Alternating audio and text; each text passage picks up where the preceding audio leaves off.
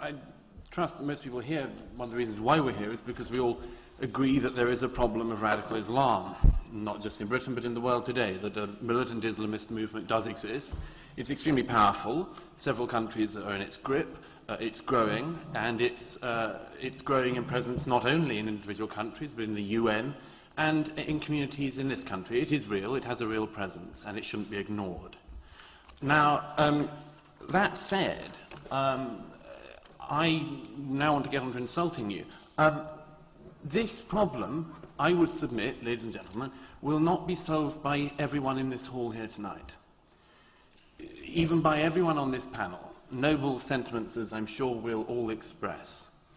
This hall and you will not solve this problem. You will not solve it on your own. It will require a whole range of people making their own individual points and their own individual positions to do that. And as maybe the only small C Conservative on this panel, maybe even in the hall, I'd like to make the following point, which is how much some of us object to the idea that there are parameters for debate and parameters of what is respectable within debate that will be decided solely on the left.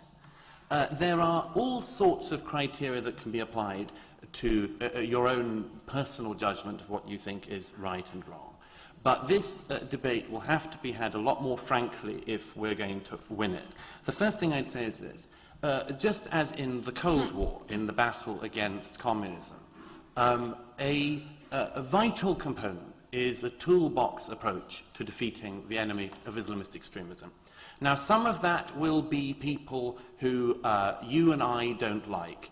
There are standards and norms which we can certainly express, but we should be exceedingly careful, I would submit, about where we draw those lines, because before you know it, you'll be chucking out people who may well have perfectly legitimate points to make and who may well have, believe it or not, a larger following than any of us here tonight could ever have.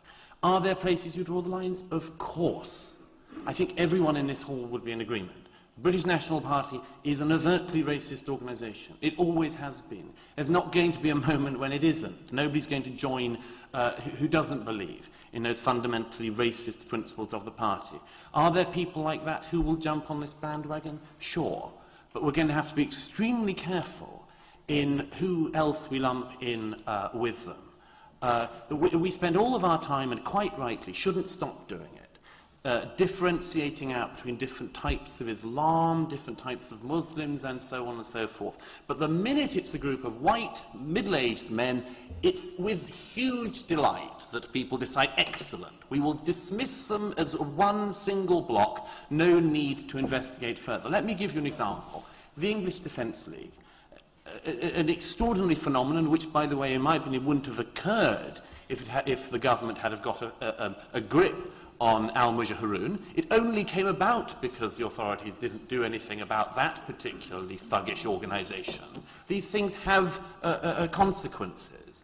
The English Defence League, when they started protesting, had banners saying things like, you know, Sharia law discriminates against women. Sharia law is anti-gay.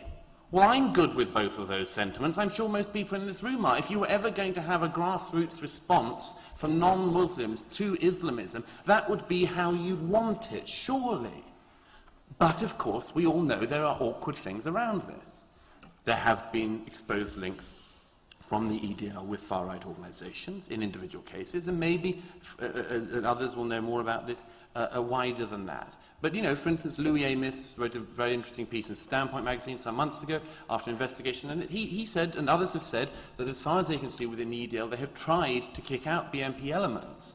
Does that mean that they aren't racist, or they are? I'm not making a definitive call. I'm just saying these things are extremely complex, and we ought to be careful before dismissing whole swathes of people. Thirdly, these groups stop the Islamization of Europe and stop the Islamization of America. I mean, I don't know enough about them, maybe. As far as I can see, Stop the Islamization of Europe only has a few members.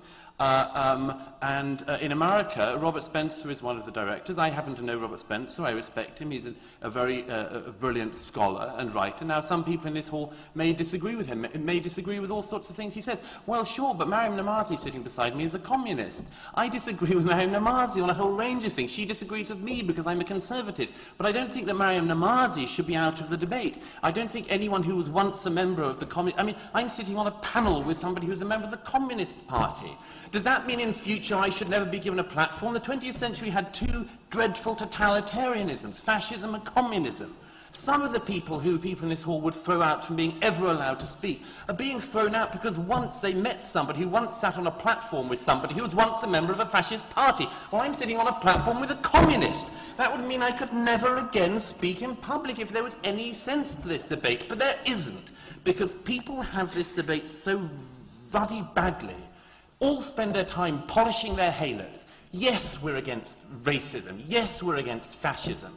We're against lots of things. But we're going to require a bit more than that, and a bit more of this halo polishing, if you're going to deal with that. And as I say, it'll leave you with one final thought on that. If this battle is going to be won, it will not be won solely by the people sitting in Conway Hall here tonight.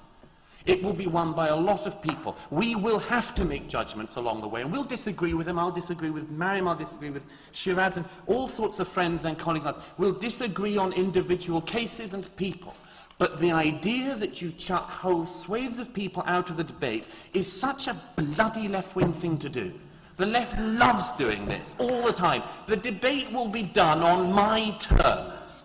Well, how easy and how unsurprising it is that the terms are always drawn around themselves. I hope we can do a bit better than that. Thank you. A couple of things, very, very briefly, in the 2 minutes I have. The first is this. Some of the comments came... Let me just flag up a couple of things. It will not be possible to defeat Islamist extremism whilst denigrating, for instance, people in this country who are concerned about immigration. It's not possible, because a very, very large proportion of people in this country are concerned about immigration. It tends to be the number one, or if not number one, two issue in polling in this country. So, as it were, those people who just say, people who talk about immigration all the time, those people aren't beyond the pale. They might be perfectly decent. They are, in most cases, perfectly decent people who are concerned about an issue. And I don't think it should be glibly dismissed any more than people who are concerned about demographics. There are people who have serious concerns about demographics because they're seriously concerned that the society they were born into is changing beyond recognition. That doesn't mean they should be dismissed as whack-job kooks or racists. They might have a perfectly legitimate point. I think they do. The second thing, it was demonstrated by one of the people who said, the gentleman there, talked about, going to the protest of the Pope rally. If I may say so, I wasn't there, I didn't approve of the protest, because there were various things around that I think are complete guff.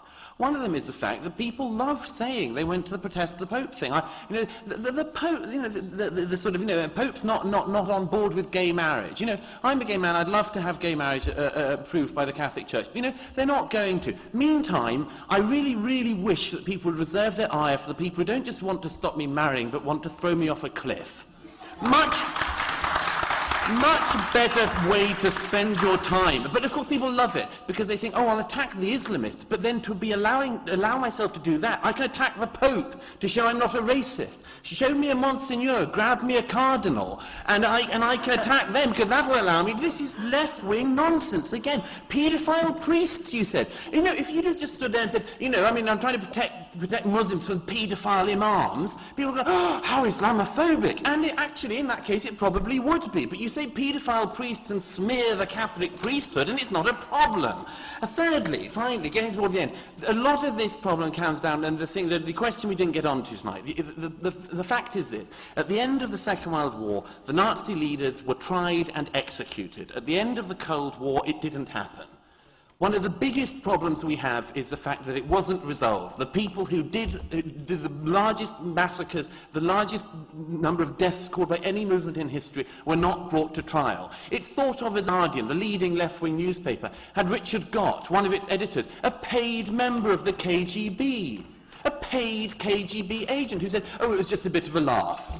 Oh, and it still is just a bit of a laugh. Because if it's communism, it's a bit of a laugh. 70 million dead here and there, a bit of a laugh. And so on. So please, let's adjust our fucking values. And finally, a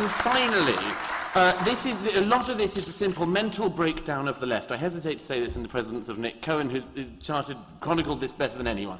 But the mental breakdown of the left, the fact that at so-called left-wing meetings, we have the obsessions with Palestine, for instance. There was one recently, again, I saw Gays for Palestine. Give me a break. If Gays for Palestine were in Palestine, they'd have to move to Israel.